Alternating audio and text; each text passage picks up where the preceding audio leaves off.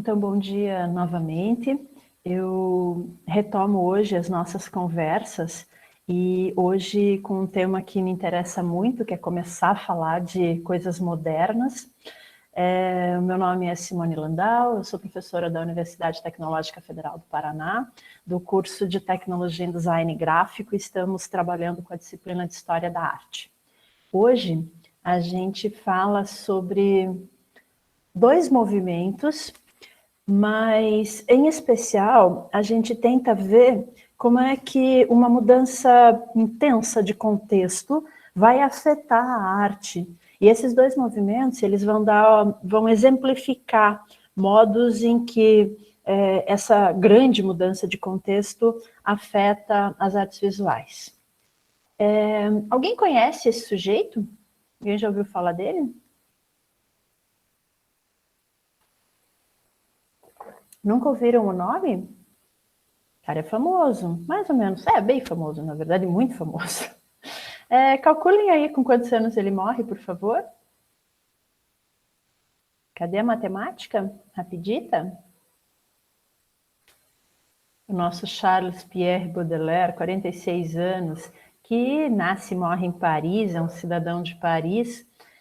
Ele é um escritor, gente. Talvez vocês conheçam um livro dele chamado As Flores do Mal.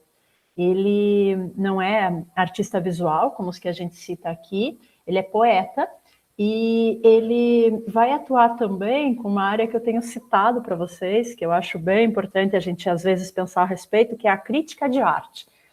Ele é um dos primeiros críticos de arte, ele define alguns parâmetros da crítica de arte, é um escritor muito interessante. Por exemplo, é ele que diz que a crítica de arte tem que ser parcial.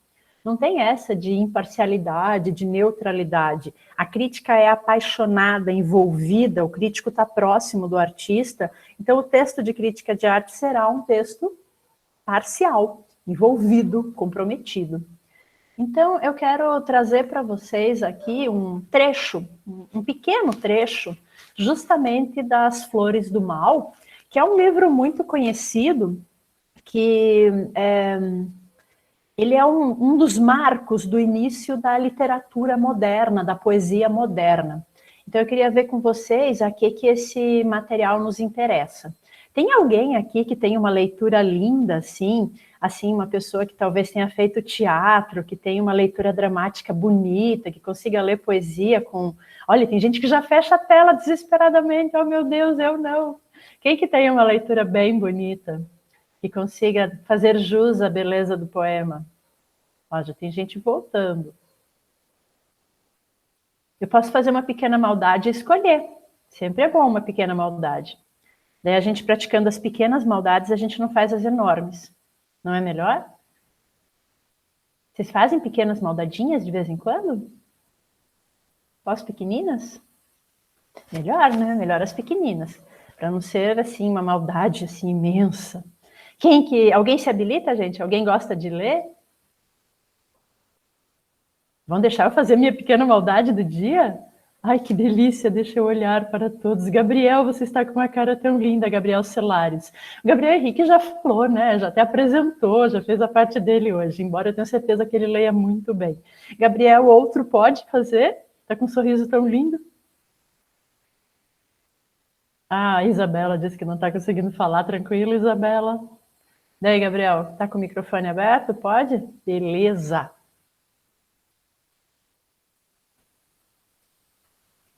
Então, lê pra gente esse poema.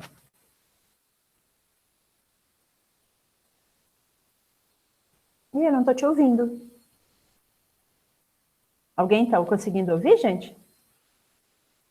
Será que tá com algum probleminha? Gabriel, então, já que você, de repente, está com um probleminha no microfone, escolhe um amigo. Faz você a micromaldade. Escolhe um amigo e coloca no chat, já que está sem som.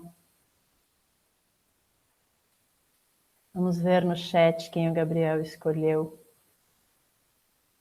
Azeredo? Ih, Azeredo deve ser o jeito que vocês... Eu não sei quem que é Azeredo.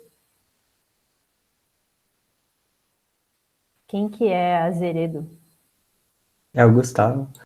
Ah, perfeito. Daí, Gustavo. Ou vocês se Vê chamam se por nomes que eu vocês conseguem não... me ouvir direitinho. Eu estou te ouvindo. Todo mundo ouvindo, beleza? Sim. Perfeito, Gustavo. Pega.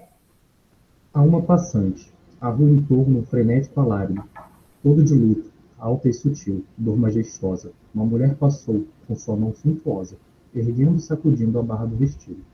Pernas de estátua, era-lhe a imagem nobre e fina. Qual bizarro basbaque, afoito lhe bebia. No olhar, céu lívido, onde afora a ventania. A doçura que envolve e o prazer que assassina. Que luz! E a noite após, efêmera beldade, cujos olhos me fazem nascer outra vez. Não mais hei de ter senão na eternidade? Longe daqui, tarde demais, nunca talvez. Pois de ti já me fui, de mim tu já fugiste. Tu que eu teria amado, ó tu que bem o viste. Ah, valeu, Gustavo. Obrigada. Amados de minha vida, um trecho de poesia, e então tem um lastro poético grande, obviamente, uma escolha das palavras cuidadosa, mas a que se refere esse poema?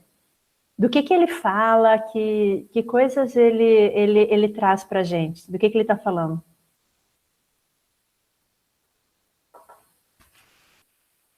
O que aconteceu? Será que é alguma coisa que já aconteceu com vocês? Talvez. Quem conseguiu identificar o que aconteceu com ele? Do que ele está falando? Desilusão? É um tipo de desilusão. Mas ela é uma desilusão peculiar, não é qualquer uma. O que houve?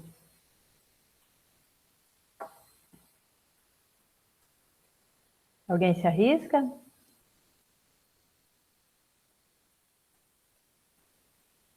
Luísa, não sei se você comentou alguma coisa com a gente, mas está com o microfone desligado. Eu tava falando que o cara tá apaixonado, mas parece que ele não quer, meio que tá apaixonado. Sei lá, não sei. Ele tá meio, tipo, cabreiro, assim. Tem a ver com isso? Tem a ver com um encantamento? Algo despertou nele um encantamento, um início de paixão, mas que parece que foi interrompida. Então é por isso uma certa desilusão que vocês acertaram na palavra. O que será que interrompeu esse encantamento? O que houve? O que está acontecendo? Tem a descrição de uma situação aí. É atropelado? Não, não é tão grave assim. É um pouco mais sutil. Até usa a palavra A sutil. rua toda de luta talvez de luto seria um enterro. Quem que está de luto? É a rua toda? É só a moça que está de luto. Então ela está vestindo preto. Ela está de vestido preto. Toda de luto, alta, sutil, dor majestosa, uma mulher passou. Ele está se referindo à mulher que passou e estava de luto, estava com roupa negra. E, gente, tem um microfone que está fazendo um pouco de barulho, não sei qual que é. Será que é o teu, Gabriel? Pode ser, acho que é. Deve ter alguma coisinha no microfone que hoje não está funcionando direito. Daí, galera, que mais? Me contem. A moça que estava de luto, ela passa por ele numa rua em que havia um frenético alarido. O que é frenético alarido?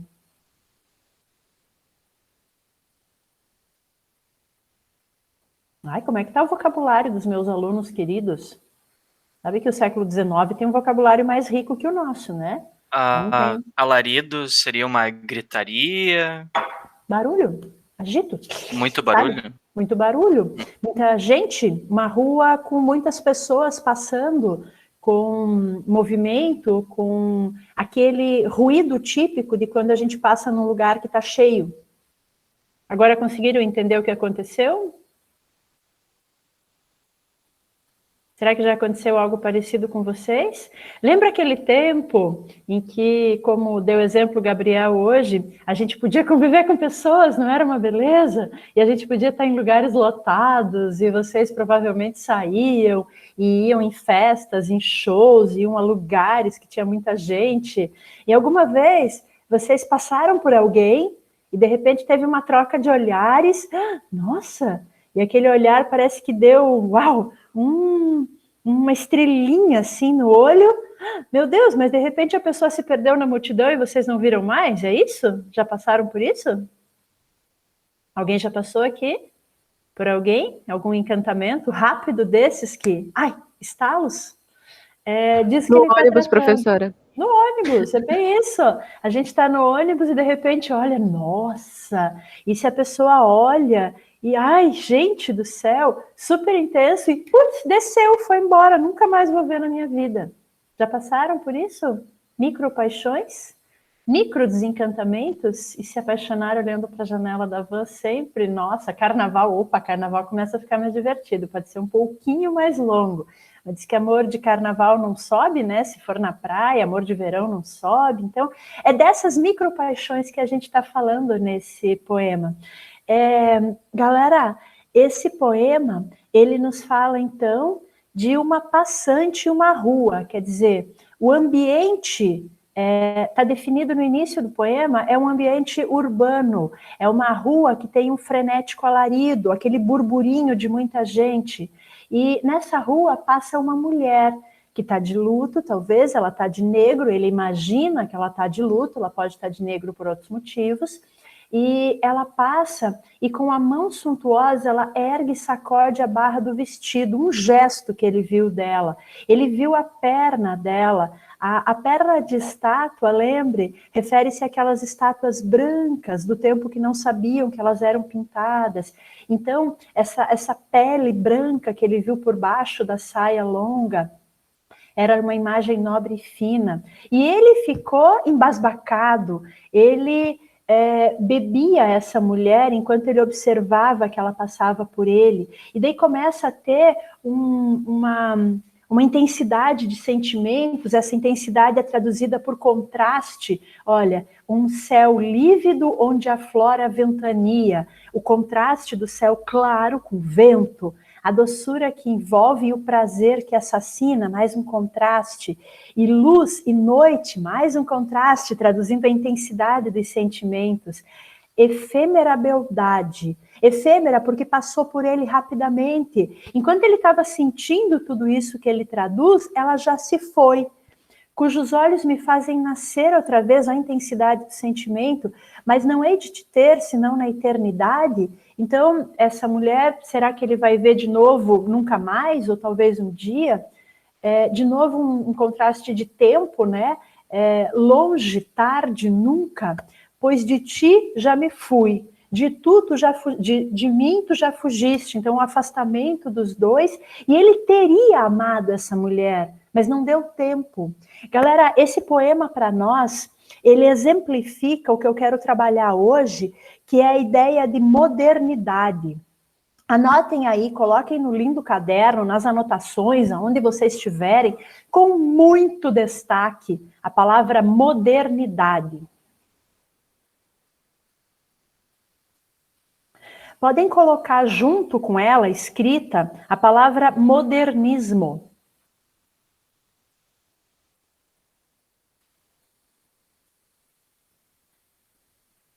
Agora me contem, se eu tô aqui falando para vocês e eu uso o termo, então isso daí se refere à modernidade, isso é o modernismo.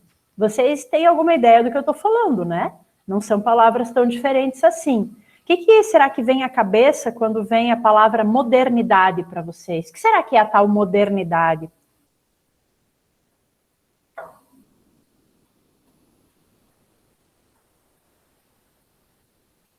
Eu duvido que alguém me parasse e dissesse, nossa, professora, você podia explicar o que significa a palavra modernidade? Vocês provavelmente deixariam eu falar na frase como se ela tivesse clara para vocês. Então, vocês têm alguma ideia do que significa? Vem algo na cabeça. O que será que é modernidade, meus amores? Para mim é algo que é atual. Ele tem relação com a palavra atual, porque ela está muito associada à palavra moderno, e a palavra moderno sozinha, ela de fato suscita algo que está um pouquinho além do seu tempo em cada época histórica. Então, fala-se de moderno como um pequeno passinho à frente, e pode ser em qualquer momento. A gente pode pensar o Da Vinci como um cara super moderno. Então, por isso o termo moderno nos fala dessas pequenas modificações que podem ocorrer em cada época e que destacam algumas ações de outras, mesmo no seu próprio tempo. Agora, ela pode se referir a um tempo histórico mais preciso. Quando a gente fala em modernidade, a gente está num tempo histórico um pouco mais preciso. Alguém se arrisca? Qual tempo histórico é esse? A partir da Revolução Industrial? Tem relação com a Revolução Industrial. Aí eu quero que vocês anotem isso, porque é muito importante. Essa relação com a Revolução Industrial é definidora da modernidade. A Revolução Industrial, ela é um processo longo. Eu tenho trazido para vocês algumas informações. A gente tem um início de mudança mais conceitual, ainda no século XVII. Depois, a gente vai ter essas mudanças se expandindo em setores cada vez maiores da sociedade e atingindo a produção, criando a ideia, por exemplo, de uma produção seriada, depois uma produção mecanizada. O aumento da produção está ligado à criação de classes operárias, classes trabalhadoras, há toda uma discussão social, política e econômica em torno disso. O fato é que, gente, a Revolução Industrial, ela, do século XVII, passando o XVIII, ela chega no século XIX, tomando um tal corpo na Europa, em especial em alguns lugares, alguns países, que ela mudou completamente o modo de vida das sociedades que ela mais impactou. Eu falo mais impactou porque a Revolução Industrial não é homogênea. Ela não acontece igual em todos os lugares do mundo. Então, aqui, vamos pensar hoje, para ser bastante focado e ter exemplos mais claros, vamos pensar a Londres do século XIX, França do século XIX, alguns lugares em que essa Revolução Industrial, de fato, se desenvolveu de modo muito intenso. Modernidade é o modo de vida decorrente das modificações criadas pela Revolução Industrial. Então, é essa modernidade que interessa. Ela vai se dar com muita intensidade no século XIX. Já tinha começado antes, avança no século XX, mas o século XIX é o lugar em que ela toma corpo. Então, a gente está falando, galera, de modos de vida, de uma modificação que foi inicialmente de caráter econômico, de modos de produção, ela afeta o jeito que todas as pessoas passam a viver. Isso é modernidade, ok? Então vamos pensar sobre esse modo de vida. E por que eu trouxe o nosso poema? Galera, qual é o lugar da modernidade? O lugar não cidade, ela é um lugar bucólico, o sítio, o trabalho rural, a vaquinha, os animais, isso é a modernidade? Qual é o lugar da modernidade? Tá aí no poema. Fábricas. A cidade. O espaço urbano é o espaço da modernidade. O espaço urbano com fábricas, um início de pensamento urbano que já incorpora as modificações da Revolução Industrial, cria um pensamento sobre a cidade. Um tipo de organização, primeiros projetos urbanísticos, a ideia de que hajam lugares para fábrica, lugares de moradia, haja um planejamento de acesso, ruas, haja lugares públicos, lugares para saúde, lugares de escola. Esse pensamento de que há de se ter um planejamento urbano, uma construção de cidade para que se organize essa ocupação urbana que vai se ampliar como nunca aconteceu na história humana, é da modernidade. Por que nunca aconteceu? A multidão é um traço da modernidade. Essa ideia de que muitas pessoas reunidas em espaços mais restritos. Por isso eu coloquei o poema. Ele chega a perder a moça na multidão. Nessa rua que tem um alarido, porque tem muita gente, a jovem passa por ele e ele nem consegue segui-la, porque tem tanta gente ali passando que ele perde a moça. A multidão é um traço da modernidade, meus amores. O que acontece nessa cidade? Toda uma circunstância para que seja possível o habitar e o deslocar-se e o cumprir as funções que as pessoas cumprem. Então, pensem, transporte, como é que as pessoas se deslocam de um lugar para o outro? Sinalizações, a gente ter identificação de lugares, de ruas, de bairros, de praças, de circunstâncias de situação emergencial, de hospitais, todo um sistema de sinalização, e comecem a ver que o design tem tudo a ver com a modernidade. Galera, me falem aí como é que a Revolução Industrial afetou completamente a nossa ideia de tempo.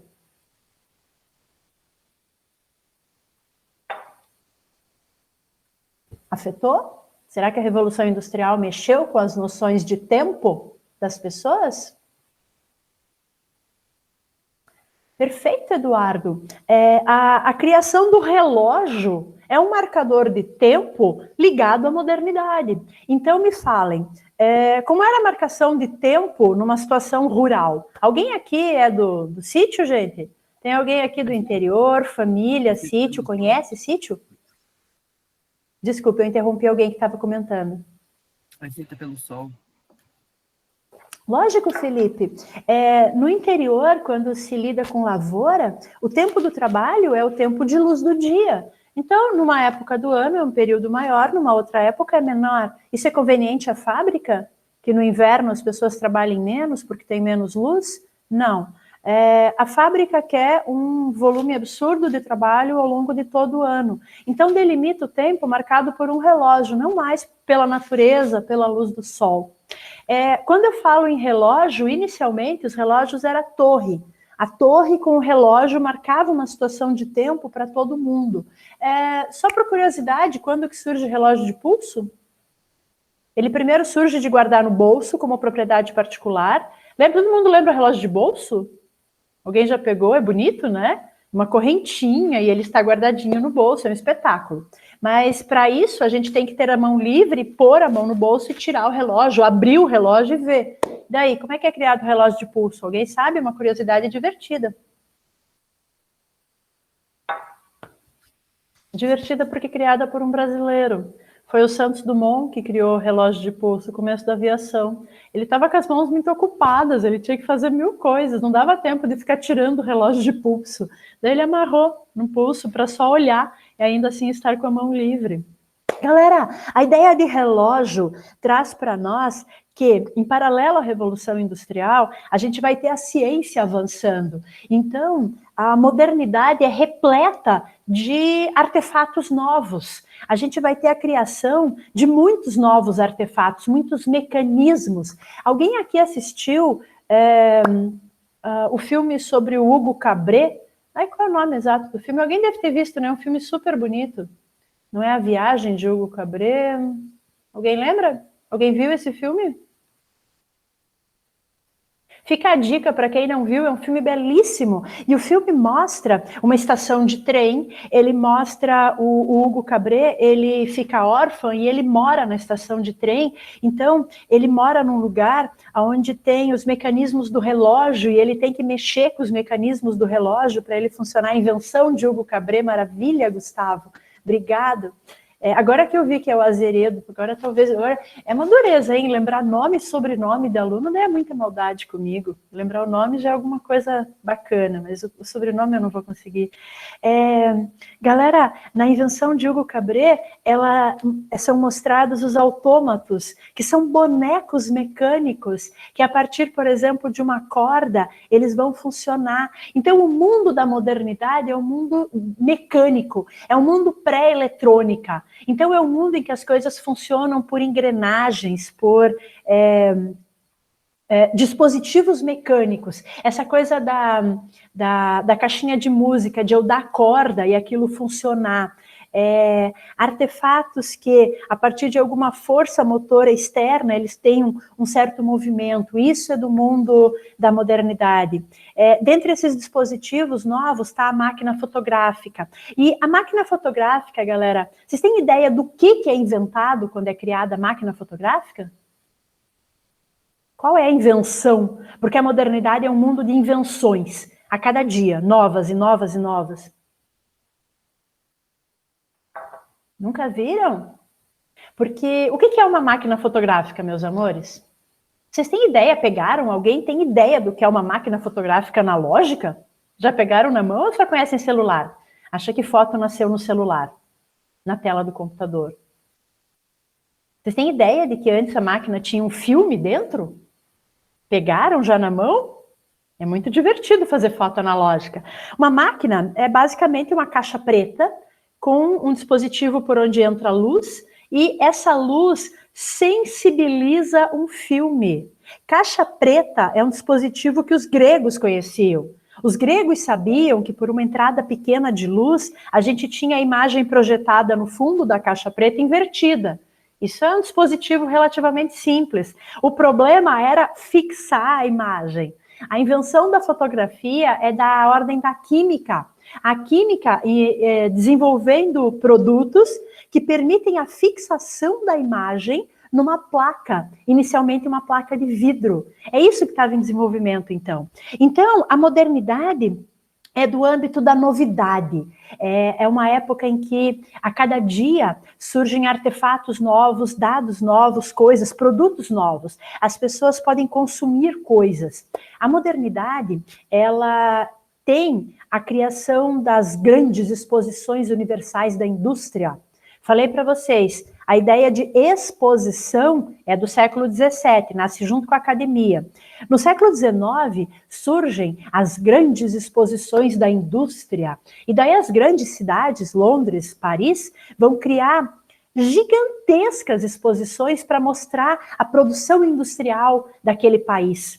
E é um grande lugar de concorrência, porque os países são convidados a cada um apresentar o melhor que produziu naquele ano. É uma beleza. É como se fosse uma grande feira. É a avó das grandes feiras modernas. Mas também as exposições do século XIX, elas trazem o germen do que serão as lojas de departamento, porque nessas exposições não dava para comprar coisa, mas são criadas também no século XIX lojas de departamento, com múltiplas opções para que as pessoas façam as suas compras, e a partir daí, o comprar vira um ato de prazer. Nunca na história comprar foi uma coisa prazerosa. Agora a pessoa passeando pela feira, inicialmente, e depois, numa loja de departamento, ela vai ter o comprar como um hábito. E isso vai se desenvolver no final do 19. Galera, estão reconhecendo a tal da modernidade? Por que eu falo para vocês com tanta tranquilidade a palavra reconhecendo? Por que é tão familiar a vocês esse mundo do século XIX que eu estou chamando de modernidade? O que vocês acham?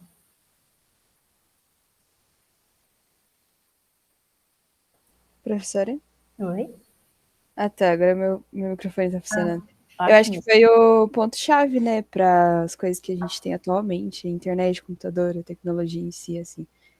Então é por isso, tipo, a gente tá bem familiarizado, só que ao mesmo tempo a gente esquece os principais conceitos, eu acho, talvez. Talvez a origem só que não seja do conhecimento de vocês. Vocês estão familiarizados porque vocês conhecem, é o mundo que vocês vivem.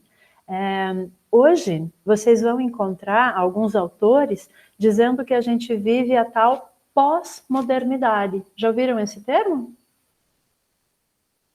A ideia do curta do Charlie Chaplin exibe isso, de fato. A pós-modernidade, ela vai incorporar alguns valores, mas entra naquele jogo que eu tentei trabalhar com vocês há algum tempo atrás. A gente vai ter muitas coisas que continuam iguais e muitas coisas que vão ficar diferentes. Mas é lógico que, se é mantida a palavra, se dentro do termo pós-modernidade está a palavra modernidade, é porque tem continuação da modernidade. É um mundo que vocês conhecem. É um mundo da velocidade, da aceleração, do ruído fabril, da produção seriada. É a época em que se forma o capitalismo como conhecemos hoje. Tranquilo, gente? Ficou uma ideia de modernidade aí na cabeça? Ficou claro? Consegui traduzir para vocês? Agora eu quero saber, vocês anotaram também a palavra modernismo? E agora, meus amores, o que é Tempos Modernos do Charlie Chaplin? Se for esse filme a que vocês se referiram, de fato não é um curta, é um filme longo. Amores da minha vida, em relação a tudo que eu disse, o que será que é modernismo? Vocês sabem também? Professora, Oi. tem alguma coisa a ver com movimentos culturais, por estilo, essas coisas?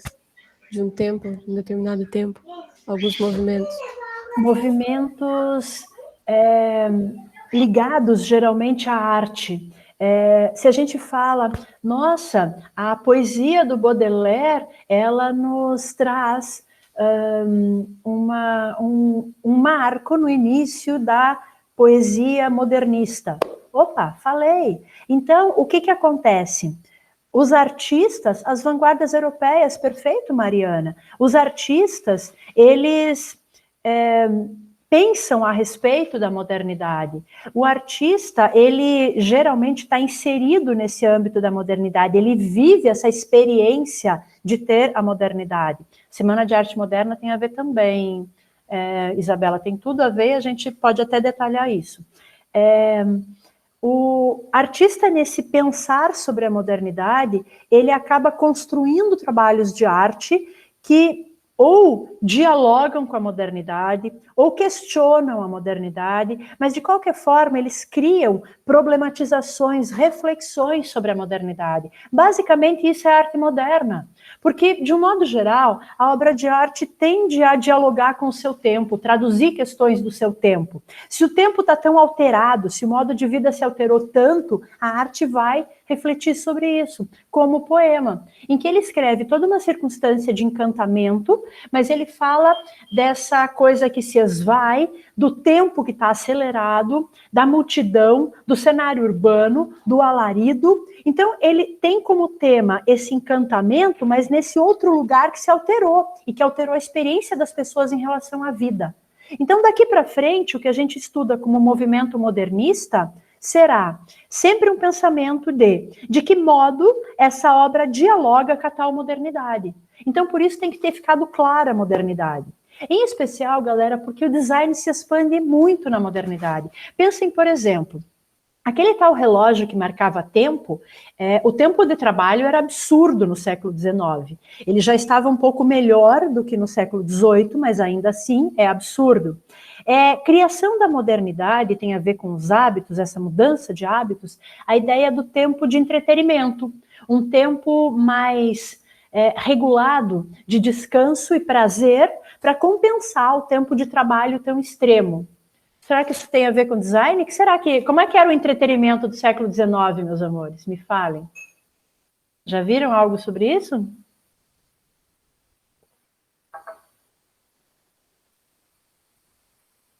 Música, teatro, álcool? Opa! Sim! Inclusive, será o tempo em que uma certa bebida, que hoje é proibida, não era proibida, né? Vamos ver se vocês entendem de bebida. Que bebida hoje, ela tem uma concentração de álcool muito reduzida, porque a que era bebida no século XIX foi proibida. Cadê os meus queridos alunos? Absinto? Absinto, isso vocês conhecem, né? Muito bom. Sim, absinto era liberado como teor alcoólico original no século XIX, uma bebida muito forte, que hoje a gente toma quase um licor de absinto, porque não é possível aquela dosagem de álcool.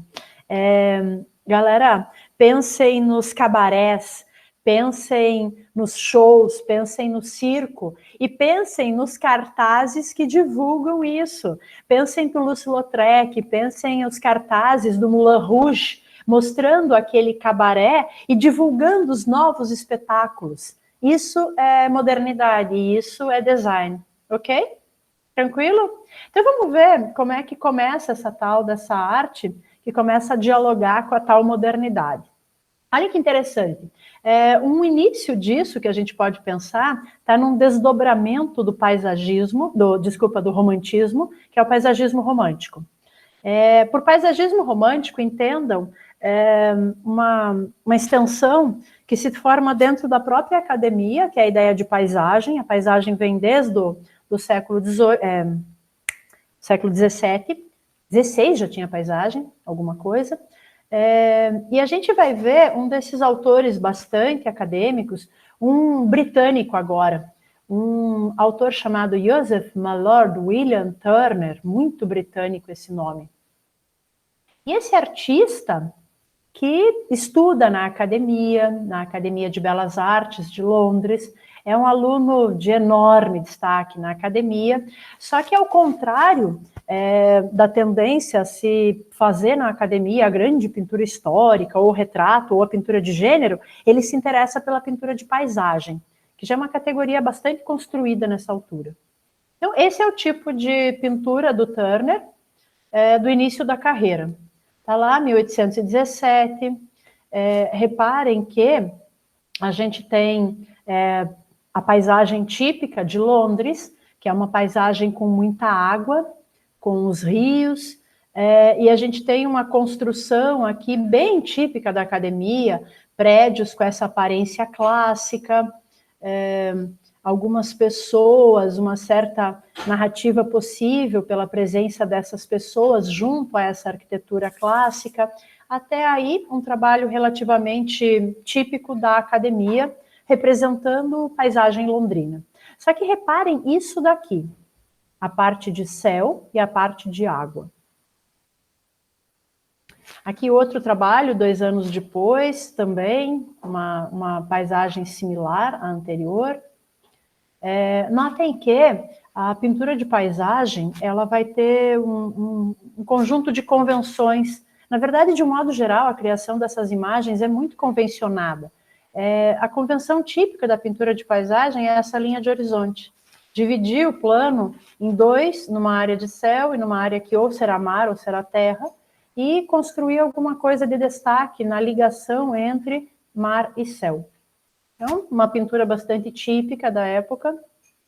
Agora passa um certo tempo, notem que a gente tem uma área de água e céu grande, mas ainda pinturas muito detalhadas. Reparem que essa pintura aqui ao lado é bastante clássica. E daí, 1838, 39, está avançando no tempo, o artista continua com enorme reconhecimento, faz muita coisa. Agora reparem que a parte de arquitetura foi bem reduzida e a gente começa a ter um investimento maior dele em pensar céu e mar. E é muito difícil, de fato. Imaginem, se coloquem no lugar com a ideia de registrar água, céu, nuvem, sol e o reflexo dessas coisas que já são bastante sutis em termos de forma na água. Agora chegou algo que nos interessa muito. Um trabalho do Turner que chama Chuva, Vapor e Velocidade.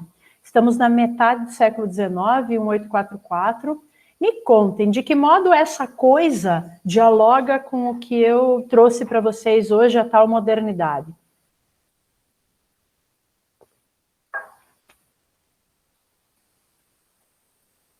O trem. Então, na representação, aparece aqueles meios de transporte que constituem a modernidade, a representação de um trem, é uma paisagem urbana, tem aqui o trem, lá atrás ainda tem uma outra ponte, a ideia de representação do movimento, aí começa a ficar mais divertido. O que acontece? Vapor, carvão, máquinas, perfeito, Eduardo. O que a gente vai perceber numa representação como essa? Esse tema até é passível de ser representado de muitas maneiras. A gente vai ter pinturas sobre trem, sobre estação, ok. O que muda nesse tipo de representação que o Turner fez? Reparem, O que que mudou no como a imagem é representada? Isso interessa. O que que vocês acham? As coisas são vistas com bem menos nitidez, né? Tá tudo meio que borrado por essa camada de vapor e fumaça. E reparem que interessante. Historicamente, a gente teve o artista, a pessoa que vai fazer a representação, observando a realidade e tentando traduzir a sua experiência com a realidade. O que acontece é que a realidade se alterou. A velocidade que cria uma sugestão de movimento bastante intensa, ela é nova. E ela vai afetar a percepção. Isso é que é importante aqui. O artista representa, reza a lenda, que ele estaria dentro do trem e que haveria chuva, vapor, junto com velocidade. E que perante essas condições, a percepção que ele teria daquele ambiente é outra, é completamente alterada. E como é que resolve em termos de pintura, meus amores, uma percepção dessa? Como é que traduz uma experiência que está alterada pela velocidade? Pinceladas rápidas, mancha, vocês já comentaram, não dá tempo de ficar fazendo linhazinha, não vai ser uma pintura baseada no desenho, ela é feita diretamente com pincel, ela resolve as coisas de um modo mais, menos detalhado, como uma mancha. É como se alguns dispositivos que a gente viu usados em detalhes em trabalhos anteriores, por exemplo, lá no Barroco, agora eles se expandiram e viram o quadro inteiro, porque deixa a mente do espectador completar exatamente o que vocês anotam. Então, reparem que aqui a gente tem ainda aquela situação. O artista quer representar o mundo real, mas o mundo real se alterou, e especialmente a experiência dele com o mundo real se alterou. Todo mundo aqui já viveu experiências de andar em velocidade? Todo mundo dirige nessa turma? Acho que não ainda, né? Tem gente com 17 anos nessa turma? Tem gente que ainda não é de maior? Tem? Algum? Sempre tem, né? Eduardo, ainda não tem carteira? Mas tem gente que dirige nessa turma? Quais outros modos de ter velocidade? A Luísa dirige, não tem carteira? Luísa, que perigo! Não era para dirigir, então. Que bonito, que bonito. Dá para ter alguns mecanismos como moto e carro. Alguém já andou a cavalo rápido aqui? Já. Sim. Muito bom, muito bom. Professora, Oi. montanha-russa, skate, bicicleta. Isso! Tudo que tem a ver com a modernidade. Como que a gente percebe o mundo quando está numa dessas situações? Montanha-russa. Borrado. O mundo fica borrado por uma característica fisiológica simples. A gente em movimento percebe tudo diferente. E a gente entra em movimento por causa da modernidade. Antes não tinha isso, galera. O máximo de velocidade que a gente tinha era a velocidade de um cavalo.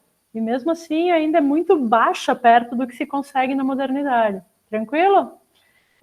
Um outro trabalho do mesmo. Primeiro veja se vocês identificam o que está acontecendo. Um barco numa tempestade. Perfeito, um barco numa tempestade. Acharam o barco?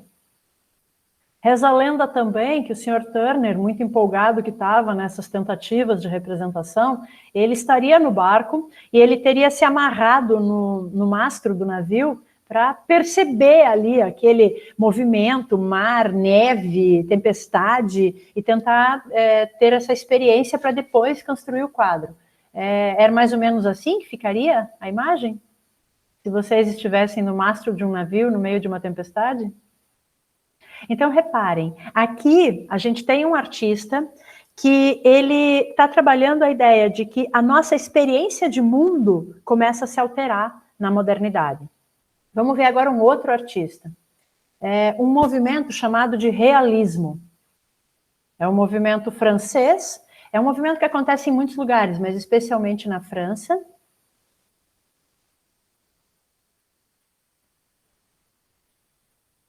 E um artista chamado Gustave Courbet. Gustave Courbet. Ele é francês, inclusive eu consegui deixar um C a mais ali na França, depois eu arrumo. e ele morre na Suíça, não vive tanto tempo assim, infelizmente. E esse é um quadro típico do Courbet.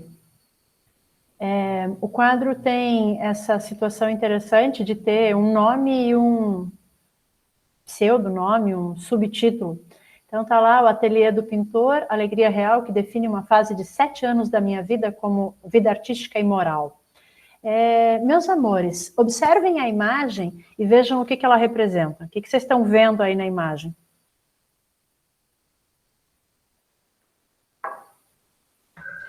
O próprio pintor tá nela. Uhum. O que mais? Essa mulher pelada seria a musa dele? Assim, é a pessoa que uma ele... musa, uma modelo. Né? Agora é uma situação bem engraçada. Vocês conseguem ver o que ele pinta?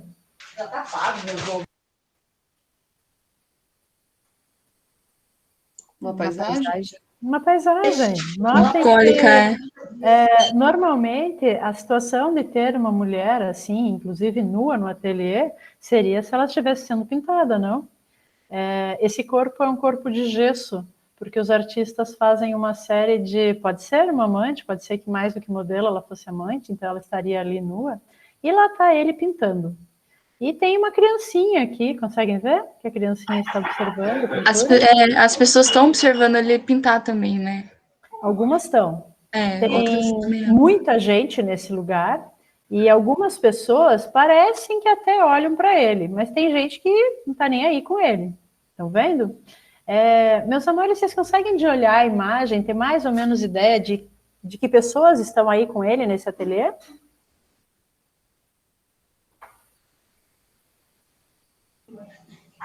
Parece trabalhadores, não sei. Vamos ver. Aqui, só para vocês verem como o quadro está no original, né? Que ele é grande, está no Museu d'Orsay, em Paris. Aqui, esse lado esquerdo dele. Agora, em detalhe, como é que são as pessoas que estão aí? Falem sobre elas.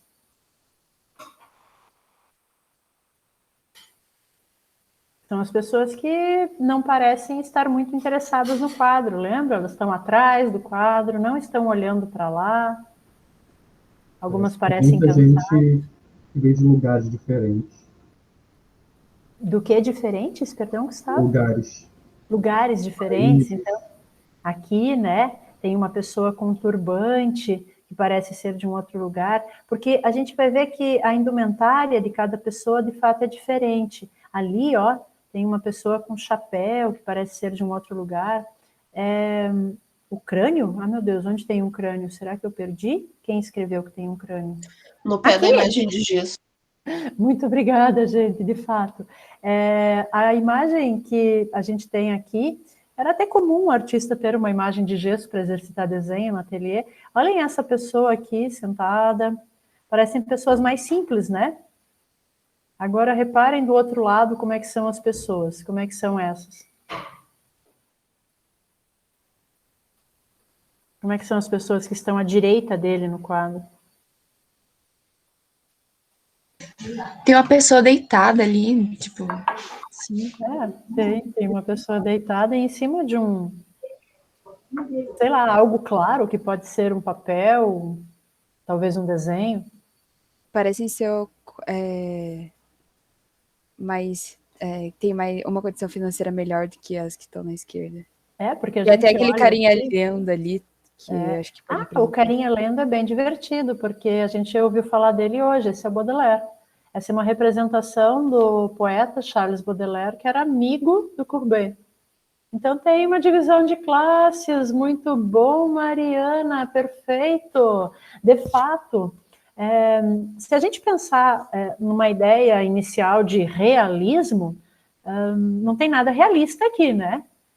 Não haveria nunca um ateliê com essa gentarada lá dentro, não haveria, olha uma pessoa ali aparecendo, não haveria nunca um ateliê com essas pessoas de classes, parece que mais desfavorecidas, que não estão nem aí com a obra, todos esses intelectuais, essas pessoas com maior dinheiro. Agora, o que será que ele está representando aí? Quando ele divide o quadro, ele está no meio e ele divide duas regiões, ele está falando um pouco do tempo dele, está falando do entorno dele, está falando que o artista parece estar muito ligado a esse lado da sociedade. Então, o artista, talvez, se filie mais a classes abastadas, que é quem compra o trabalho. O artista se filia a um grupo de intelectuais, por isso ele põe o Baudelaire, quer dizer, um artista, um poeta, a gente acaba vendo uma similaridade, e como se o artista, ele ficasse virado, né, a parte da tela tá de costas para esse lado da sociedade. Talvez a gente teria que pesquisar um pouco mais para ter certeza se teria essa diferença de jacobinos, essa questão política mais específica da época. Mas o fato é que ele está virado para cá. Embora haja uma tentativa, uma aproximação em termos de, na sociedade se espera que o artista esteja mais ligado a esse grupo, ele de fato está virado para esse grupo. Ele se interessa por essas pessoas. Então o Courbet, ele é um artista extremamente importante, e notem, gente, é um baita quadro, hein? A gente viu ali no museu, ele tem quase 6 metros de largura. Ele é um artista que vai trazer para nós essa visão dessas facetas sociais que resultam da modernidade. Que a modernidade, nem de longe, só traz coisas boas. Ela trouxe muita injustiça, trouxe muito problema. Então, aqui a gente tem um outro quadro do Courbet, e daí esse foco nele, em classes trabalhadoras, classes de um proletariado que se forma com muita contundência no século XIX, e só para vocês saberem, literalmente, a gente começa a ter, a partir de 1840, algumas publicações do Marx, que está pensando nesse modelo de sociedade que foi criado nessa modernidade. Isso aqui tem uma situação muito interessante, né? Reparem que eu coloco para vocês, a gente não tem mais esse quadro. Eu sempre tenho trazido onde é que estão as coisas, mas esse foi um quadro que se perdeu num bombardeio no final da Segunda Guerra Mundial. Estava sendo transportado com outros trabalhos de arte e vai ser atingido e pega fogo. Então a gente vai perder muito trabalho de arte, por exemplo, nessa situação que vai acontecer na cidade de Dresden. Então esse quadro se perdeu, mas a gente tem registro dele, né? E essa representação. E é muito interessante isso aqui, a mão do trabalhador, a mão marcada, a mão calejada. Notem que ele praticamente não representa as expressões, né? Que são pessoas que estão numa condição bastante ruim de vida. A vida é resumida a esse trabalho extremamente pesado. Lembrem, por exemplo, dos carvoeiros em Londres, né? A gente conhece várias histórias a respeito dessa classe trabalhadora. E ali uma representação de alimento, o limite, né, que geralmente não só se trabalha muito, mas tem uma condição econômica muito precária que permite pouquíssimo alimento, bem complicado. Então, o que acontece? Se, por um lado, o Turner está interessado em que a modernidade altera a minha experiência de percepção do mundo, o Courbet mostra outra faceta. Há uma nova realidade, há um novo mundo que a modernidade construiu, e ele vai representar esse mundo de trabalhadores dessas outras classes. Aqui mais um trabalho do Courbet. Agora, mulheres peneirando trigo, mais pessoas ligadas ao trabalho e à alimentação. E aqui, galera, tem um dado que eu queria trazer para vocês, que me parece importante, já que a gente está pensando no sistema das artes. Eu trouxe um comentário do professor Martin Grossman. Esse é o Courbet, é o próprio, e ele está fotografado pelo Nadar. Então, notem, o Courbet, em meados do século XIX, a fotografia já é um dado, a fotografia já é uma presença constante. Então, não só ela foi desenvolvida, como a gente passa a ter estúdios de fotógrafos, né? Que fez essa imagem, a gente passa a ter a fotografia como um dado cultural, como um elemento, um artefato que está na mão das pessoas socialmente. Isso é um dado da modernidade. O Courbet, ele era um artista já reconhecido, ele participava dos salões, só que em uma situação especial, quando ele manda trabalhos para a Exposição Universal de 55, um conjunto de trabalhos vai ser recusado. Ele manda uma série de trabalhos e, dentre os critérios de seleção da exposição, eles optam em manter alguma coisa e outras são recusadas. E ele acha isso muito ruim, para ele tinha uma unidade naquilo, e ele retira o que foi aceito na exposição. Ele aluga um pavilhão próximo onde aconteceria a exposição, e ele faz, nesse pavilhão alugado, a primeira exposição individual da história. Reparem que até aqui, até meados do 19, só havia exposição coletiva. Só tem as exposições, em especial ligadas às situações mais institucionais, como a academia ou as grandes exposições, coletivas. Agora, ele, por iniciativa própria, aluga um lugar e monta a exposição que é do Courbet, uma individual. Então, a partir daí, a gente passa a ter exposições individuais. Lá está o nosso amigo Courbet. E aqui, né, aproveitando a foto dele, aqui um quadro dele que chama Bom Dia, Monsieur Courbet. E lá está ele, né, um ano antes da exposição que eu citei. Esse é o Courbet. Notem que ele se constrói como um trabalhador. Ele está lá com a caixa de tintas, né? Ele está indo para um lugar fazer a sua pintura. E, pelo menos na representação, as pessoas parecem respeitá-lo, né? Olhem só o jeito que elas olham para ele, bom dia, e abaixam e tiram o chapéu, e abaixam a cabeça para cumprimentá-lo. Ele, em compensação, parece estar bastante orgulhoso, né, de ser tratado desse modo.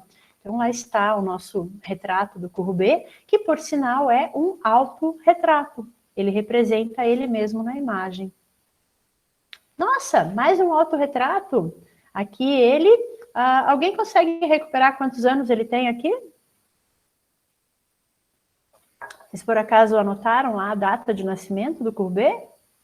Às vezes é útil para se localizar, não para decorar, não vou me decorar. Nossa, ele com 22 Acho que anos. aqui ele tem 22. Perfeito. Desculpa. Não, tranquilo, Wesley, sempre participe. Então, olha que legal, o rapaz com 22 anos, e ele se representa numa cena aberta, numa espécie de paisagem, tem umas coisas aqui, e o cachorro dele, que beleza, doguinho muito fofo, de fato, Mariana. Uau! Ele um pouquinho mais velho, em 43, e esse é um dos retratos, autorretratos mais legais da história da arte. Reparem que é bem simples, ele só está com uma camisa e uma espécie de colete, uma roupa, mas o jeito que ele posiciona as mãos, o cabelo, o olhar, a expressão de rosto, torna o autorretrato um dos mais interessantes da história da arte. Nossa, aqui é um autorretrato também, mas ele se coloca como um homem ferido, numa paisagem, e tem, inclusive, um instrumento que teria ferido ele lá, e ele tem sangue. Nossa, mais um autorretrato do Courbet, agora com um violoncelo, que beleza. E daí, pessoas, algum motivo será para eu mostrar tantos autorretratos do meu artista de referência? Amor próprio, sempre muito bom. Amor próprio é um espetáculo. Sério que vocês ainda não identificaram um bom motivo? Progresso do rosto dele? Talvez. Não, tem a ver com vocês. Seria para ele se analisar? Muito bom. Então teve gente que já leu o enunciado da prova. Que beleza, que espetáculo. E daí, pessoas? O pessoal que já leu o enunciado da prova, ok. O pessoal que ainda não leu, eu coloco. Eu sugiro, isso eu gostaria de consultá-los, ver se é delírio da minha cabeça ou se é possível. Eu sugiro na prova que vocês construam um autorretrato, mas um autorretrato que se baseia em retratos feitos na história, nos períodos que a gente estudou, como esse, por exemplo. Olha que beleza. E daí, os meus queridos alunos teriam que pesquisar autorretratos, escolher um, como esse, por exemplo, só de exemplo, e montar isso, né? Vocês gostam de se fantasiar? De se montar? Então, teria que ver tudo o que precisaria aí para vocês conseguirem fazer esse retrato. Ô, Lourenço, eu também acho fantástico, esse tinha que ser mesmo escolhido. E daí tem que construir isso. Mas lembrem que a prova é em equipe, né? Então, a ideia... Nem me fale. Tá todo mundo cabeludo nessa quarentena. Cadê? Deixa eu ver. Tiago, você ia conseguir fazer esse retrato. Você tá com cabelo para isso. Tem mais gente que tá com cabelo comprido. Isabela também. Acho que dependendo do jeito, dá para deixar um cabelo bem parecido. Nossa, Gabriel nem se fala. Gabriel é luxo só, tá com um cabelão lindo. Galera, a ideia inicial é que vocês em equipe, né? As equipes eu tenho certeza que nessa altura já estão bem montadas, né? Porque eu estou falando há tanto tempo para os meus queridos alunos conversarem, dialogarem, montarem equipes, né? Observarem a turma, perguntarem se tem alguém que está sozinho, que tem alguém que talvez não faça outras matérias com vocês. E eu sei que vocês dialogaram muito e todo mundo está em lindas equipes, é isso mesmo? Está tudo resolvido? Ótimo!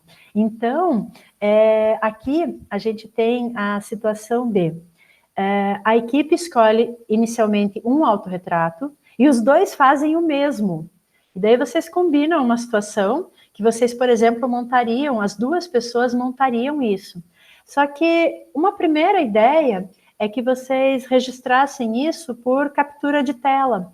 A gente pensar que essa nossa tela que a gente está trabalhando agora, ela é a pequena janela que temos nesse momento. A gente está trabalhando com a ideia de pintura como janela, que é uma construção histórica. A gente está trabalhando com os movimentos que tiveram em destaque essa ideia de pintura como janela, é uma questão da prova. E a captura de tela, ela permitiria registrar essas situações. Em especial, a gente tem dispositivos que colocam a pessoa com tela aberta, então daria para fazer esses registros. Se não for possível por captura de tela, dá para usar outros dispositivos, o que vocês quiserem. Mas daí a gente teria a equipe fazendo os dois autorretratos, o mais parecido possível com o original. Se não fosse possível fazer o mesmo, a equipe já está formada e a gente é muito diferente, vai ficar muito estranho, não sei. Daí vocês podem até escolher dois, mas a priori é para fazer o mesmo, até para um ajudar o outro, né?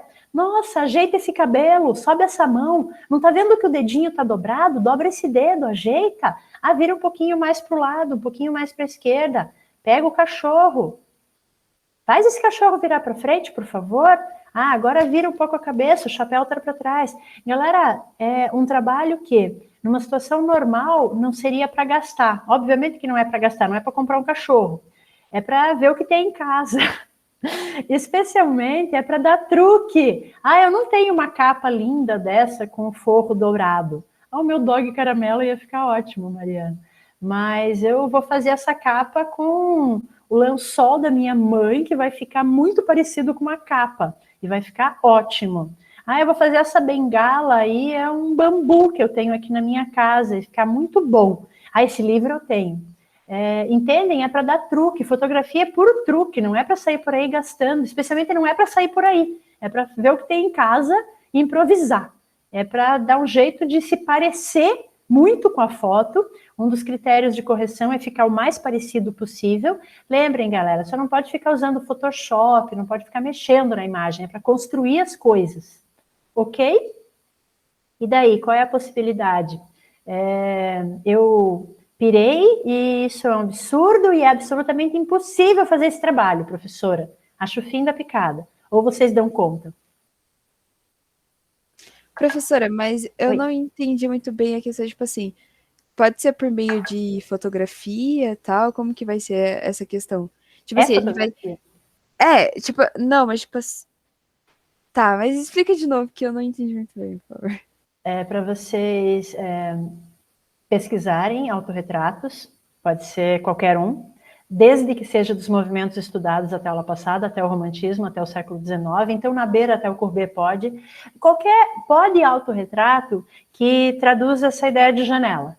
Se o artista ainda usa a técnica criada a partir do Renascimento, como está sendo usada aqui, né? Estão vendo que tem essa ideia de janela, a gente parece ver, tem a ilusão de que é de fato ele que está ali. Não é para desenhar, é para fotografar. Daí, vocês, digamos, a Isabela e o Tiago formaram uma equipe. É uma equipe simulada, só para dar exemplo. Escolheram o quadro do Courbet. Daí vocês vão, cada um na sua casa, com a devida segurança, vão se montar. vão achar uma roupa branca, ou vão simular com o lençol da mãe, vão fazer esse coletinho de fita, eu tenho um coletinho que se parece muito, nossa, tem que maquiar, né? Porque, reparem, a Isabela vai ter que fazer isso aqui, essa simulação, essa barbicha, esse cabelo tá bom, mas vai ter que fingir que é um menino, e vai ter que se pintar. O Tiago vai ter que pôr blush no rostinho, porque tá, né, tem um salmão ali, porque tá mais coradinho o rosto dele. A minha sobrancelha não é assim, pinta e faz ficar assim desse jeito. E daí vocês vêm para frente da tela do computador, marcam uma situação qualquer de encontro, Google Meeting, sei lá eu o quê, e daí vocês olham assim, tentam se montar na frente da tela um para o outro, e um vai registrar o outro por print de tela, preferencialmente. Se for impossível por print de tela, vejam modos de registro, pode usar a fotografia do celular, mas o trabalho é fotográfico, é para ser uma foto, um registro de caráter fotográfico. E é lógico, né, que o Tiago vai ajudar a Isabela, vai dizer, tem um cabelo aqui que tá meio desvairado, você tem que puxar esse cabelo lá para cima. Ajeite a mão, vire o pulso para mim, abre um pouco mais aqui a blusa. E essa luz? Vai ter que pôr um abajur aqui do lado e dar um jeito de ter uma luz do lado de vocês. Tem que ter fundo escuro. Vai para uma sala escura, põe um abajur aqui do lado e constrói a luz. E vocês como é que vai ser a resposta da questão? Vocês vão pôr o retrato que vocês pesquisaram, vão falar um pouco sobre ele, fazer sozinho até dá, né? Porque vocês conseguem fazer print de tela sozinho. Então, quem é uma opção fazer a prova sozinho, pode. Pode pedir ajuda da mãe, do pai, do irmão, do namorado, das poucas pessoas com as quais vocês estão convivendo? Pode, tá? Mas daí o nosso exercício é de autorretrato. Vocês vão construir um autorretrato o mais parecido possível com um autorretrato da história da arte. Vão se montar como um personagem. Professora, e não dá para dar uma editada assim no Photoshop, sabe? Não. Perfeito, Wesley já respondeu para mim, não. Vamos ver tudo que vocês conseguem fazer de modo tangível, material. Ok? Muito bom. Daí vocês vão apresentar na resposta o quadro que vocês pesquisaram, vão ter pesquisado um pouco sobre ele, alguns dados, uns comentários, o que ele significa, vão fazer uma pequena pesquisa. As duas imagens, por exemplo, se for uma dupla, então a imagem da Isabela e a imagem do Tiago, os dois feitos, Homem Desesperado, do Courbet, e eu quero as imagens eu quero confundir com o quadro original, quero que fique tão parecido que eu confunda a carinha de vocês, mas eu tenho que conseguir ver que são vocês. Vocês põem as duas imagens, comentam o que foi feito, as escolhas, o que vocês tiveram que fazer, daí fica uma parte divertida. Vocês põem também algumas imagens de making of, as imagens que deram errada, a imagem que vocês piscaram, a imagem que estava arrumando, alguma imagem engraçada que tenha sido tirada antes, e no final vocês fazem uma imagem, porque isso é fácil fazer também, vocês se colocam os dois na tela e tiram uma foto juntos, que pode ser daí um pouco mais livre, mais divertida, daí vocês podem fazer uma graça dos dois montados, ou das duas, ou como vocês quiserem. Essa é a questão final da nossa prova. Eu preciso saber se é possível vocês fazerem isso. O que acham? Topam? Pode ser? Pode ser uma questão de prova? Para isso vão ter que pesquisar na história da arte, escolher autorretrato, pesquisar as questões específicas desse quadro, desse artista, fazer uma observação muito atenta, que veja os mínimos detalhes, fazer um trabalho de produção, porque isso é o que vocês vão fazer quando vão acertar figurino, maquiagem, cabelo, algum tipo de artefato. Aqui tem que conseguir um livro, um cachorro, uma bengala, um chapéu, uma capa, uma roupa, né? Uma montanha. Né? Então, se vocês não tiverem uma montanha do lado de casa, é melhor não escolher esse tipo de trabalho. Eu coloquei o Courbet porque ele tem muitos autorretratos, mas está liberado artistas do Renascimento até o Romantismo, do século XV até o século XIX. Muito artista para vocês pesquisarem. Artistas homens, artistas mulheres. O que eu coloquei lá, até já coloquei para a prova, é para mandar a prova individualmente. A prova é igual, é o mesmo arquivo, Só que eu pedi a vocês que vocês coloquem o nome no arquivo. Então, vocês fizeram toda a prova juntos, responderam as 4 questões. É para converter o arquivo final em PDF, só será aceito PDF, e cuidado com o tamanho. Ele aceita no Moodle até 128 MB. É bem grande, dá para fazer muita coisa. É só autorretrato, Lorenzo, só para a ideia de vocês se autorrepresentarem fazer sentido. É sempre autorretrato, não é qualquer retrato. E daí, vocês fazem a prova junto. Galera, eu optei em deixar a parte de tecnologia livre para vocês. Vocês fazem como acharem melhor. Usam a tecnologia que vocês quiserem. Usa o Miro, usa documento compartilhado, usa o que cada um quiser. Só que quando vocês chegarem nos resultados finais de resposta, isso vira PDF, vira ou uma imagem que vocês colam no PDF, ou um PDF. Para me enviar, manda um PDF. Põe lá, eu escrevi, está lá no Moodle, avaliação, História da Arte 1 e o nome de vocês. E é simplesmente o mesmo arquivo, com o nome da Isabela, com o nome do Tiago, só para que eu tenha liberado no Moodle a possibilidade de dar nota para os dois. A correção, obviamente, será a mesma. Eu corrijo um e lanço a nota para os dois. E ponho o nome dos dois no trabalho. Daí me contem, pessoas, possível fazer isso, então? Eles fazem uma linda produção e se maquiam. Pode Renascença Alemã? Desculpa, Gustavo, não entendi. Pode a Renascença Alemã?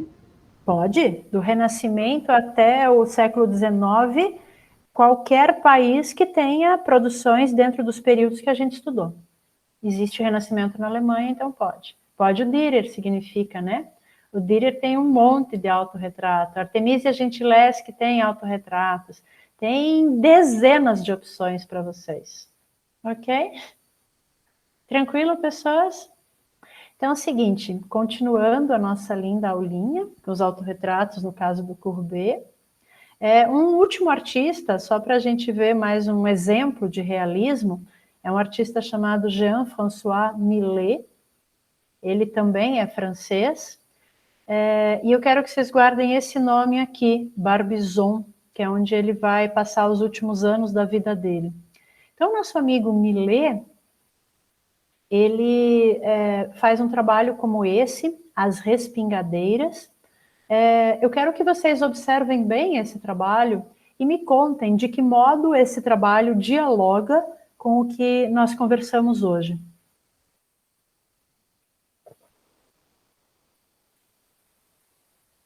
O que vocês acham?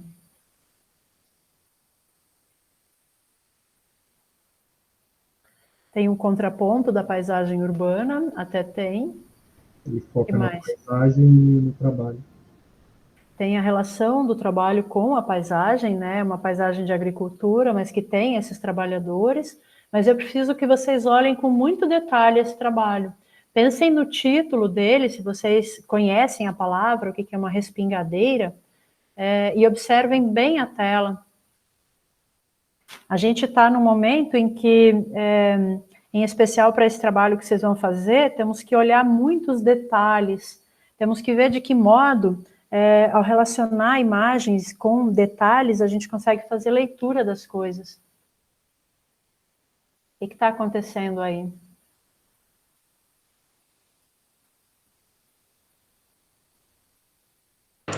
Elas estão colhendo alguma coisa, talvez diferenciando. Nesse tamanho ainda não dá para diferenciar, mas talvez diferenciando joio de trigo.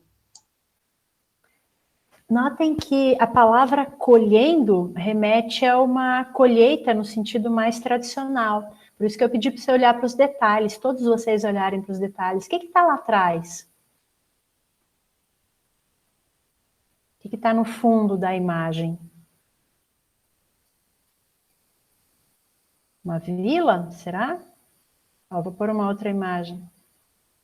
É um detalhe. Estão vendo agora? Conseguem agora entender o que está lá atrás? Daí, gente. São mais trabalhadores ainda. Tem muita gente lá e, de fato, reparem, galera, aqui está sendo feita a colheita. A colheita, ela resulta nesses grandes montes aqui, que foram colhidos. Então, essas pessoas lá atrás, inclusive observadas, ó, por alguém que está aqui a cavalo. Isso, Eduardo, perfeito. As mulheres em primeiro plano, elas estão pegando as sobras. A colheita já foi feita. Então, reparem que a situação de terem pessoas que vêm pegar o resto, as sobras da colheita, é o tema do trabalho. A colheita está lá atrás. Por isso que eu peço para vocês observarem, verem detalhes. E olhem que coisa interessante. Ele faz aquilo que eu falei para vocês. A pintura de paisagem, ela divide a imagem em dois. Uma área de céu, uma área de terra. Reparem que as figuras de primeiro plano, elas estão colocadas inteiramente na área de terra. Elas estão abaixadas, arqueadas para a terra. A parte que está lá da colheita já feita está mais perto do céu. Isso é uma metáfora bem forte, né? E reparem que ele como que inverte, né? Ele coloca em primeiro plano pessoas muito pobres, pessoas que estão vivendo com o resto do que foi colocado lá. Então, aquela é uma classe de trabalhadores, ele representa uma classe que teria ainda menos do que aquela classe de trabalhadores, que talvez já seja explorada por quem é dono da terra, por quem está representado lá, ó. Tem uma parte construída, tem casas grandes. Ele coloca alguns estratos sociais nesse quadro. É um quadro bem, bem forte. Detalhe dele. E aqui um outro quadro do Millet, de novo representando, né, esses trabalhadores, agora mais próximos do Monte de Feno, que a gente teria visto, um quadro menor. E eu queria mostrar para vocês, e lembrar daquela palavrinha lá junto ao nome dele, a localidade de Barbizon. Barbizon é a região rural da França, é uma das regiões mais afastadas dos centros urbanos, é uma região rural. E o Millet, ele vai morrer em Barbizon porque ele vai passar um tempo bem grande nesse lugar, ele passa os últimos anos da vida dele, e ele vai criar em Barbizon uma escola que, na verdade, é um conjunto de artistas que vai experimentar um modo diferente de fazer arte. Os chamados pintores de Barbizon, eles vão observar muito a paisagem, e eles vão tentar construir essa imagem de paisagem, não mais de dentro do ateliê, de um espaço fechado, mas os pintores de Barbizon, eles levam os cavaletes para fora e eles começam a construir a imagem a partir da observação direta da paisagem. Isso não era feito. A gente vai ter, desde o Renascimento, a construção das imagens da obra de arte feita dentro de ateliê, em espaço fechado. O que no máximo é feito junto à realidade eram desenhos, esboços. Toda a produção efetiva do quadro é num espaço fechado de ateliê. Isso aqui é uma aquarela que eu trouxe para vocês. Reparem que em alguns pontos ele usa até uma técnica mais rápida para a produção das imagens, para que a imagem executada comece a se assemelhar à experiência efetiva que o artista tem perante o sol, o clima, a atmosfera da paisagem. Então, eu vou preparando para vocês o terreno para a gente falar do impressionismo, que é o tema da nossa próxima aula, e a gente daí sim vai ter um movimento de arte moderna com maior intensidade. Estamos abrindo a discussão sobre a arte moderna.